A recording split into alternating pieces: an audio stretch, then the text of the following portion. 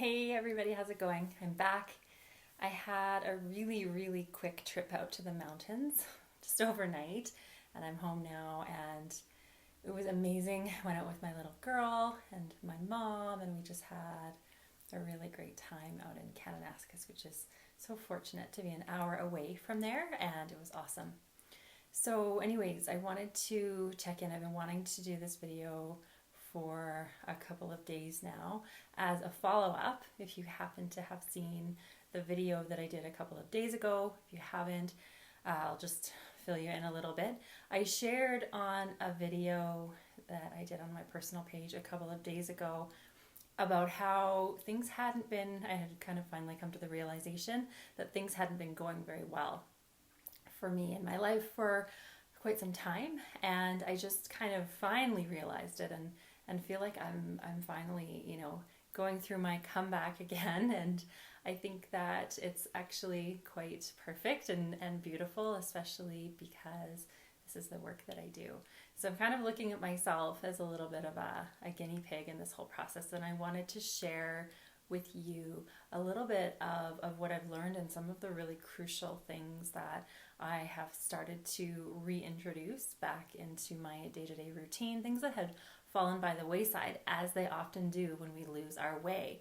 So, you can be on track, you can be, really getting so clear and, have your direction and know where you want to go. And then sometimes something can happen. And for me, it was the death of a friend that, a friend from my past. And it really stirred up a lot of feelings, from who I was at that time. And, it's incredible to me because we can have something happen and we can think that we've done the healing, we think that we have done the grieving, but, potentially we've only scratched the surface. Or sometimes one thing can unearth another thing, past trauma. It can remind us of a difficult time in our lives when, we struggled. Hi, Holly. How are you, beauty? So I really wanted to share as a follow-up some of the things that I've been doing, some of the things that I've been reintroducing into my life over the past couple of weeks as I've really identified, what's been going on in my life. And, the thing that really struck me and the thing that kind of got me back to this awareness that I needed to make some changes. And this is kind of emotional, but I want to share this because I think it's really important in case you identify with this or you relate with this. So I saw a post it was one of the posts, you may have seen it before. It talks about checking on your strong friend. It talks about checking on the person in your life that you may not think really is going through a struggle.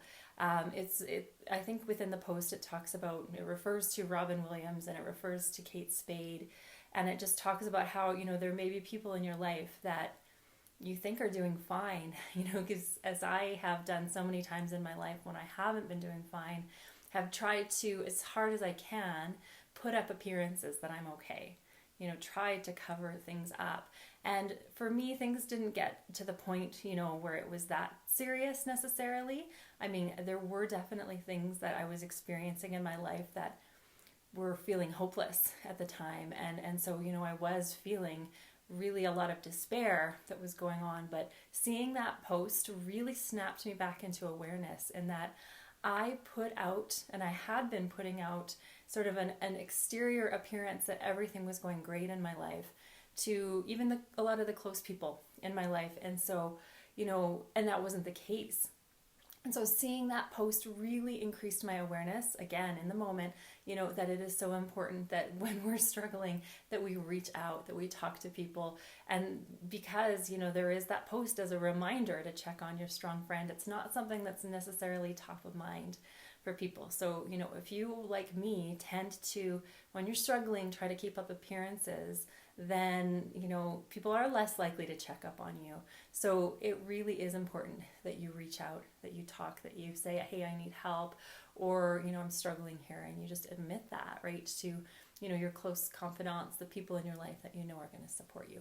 So I just wanted to say that before I go into the things that, have really helped for me. And I guess that was number one, starting to talk about it, starting to really share with people that I know are going to support me, that are going to really listen and are going to, I should say I've been really working on cultivating that core group in my life as well. So again, for you, if you don't have those kinds of connections, starting to really, open up and reach out to making those kinds of connections in your life. So that would be number one, is to start asking for help, to reach out, to just say it out loud. I'm struggling with this. I'm struggling with this particular thing that's going on in my life. And just know that you might not get the answer right away, but just at least surrendering to that moment and admitting to yourself and to close people in your life that there's something going on. That is the first step. And then the two other major things that I hadn't been doing consistently that, we all know they're so incredibly important. This is not going to be groundbreaking information for you, but the two things that I really introduced into my life that made such a difference over the last couple of weeks are meditation and exercise.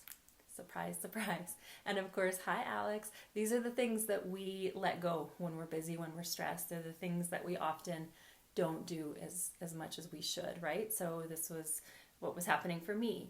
So one of the things I want to say about meditation that I've learned really recently from, other people in the community, other people that I've been following, is that for me, I always thought meditation had to be this really elaborate thing, where I had to do something really specific, or I had to think a certain way when I was meditating, or I had to listen to just the right audio recording.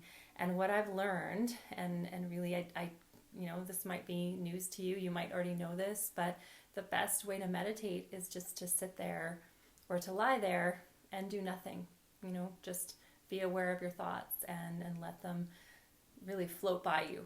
So this is something that I've been doing now for, I think today is my 6th day, and it's, working up to doing this for up to 30 minutes a day if you can, and really taking the pressure off, which is what I did, of it having to look a certain way.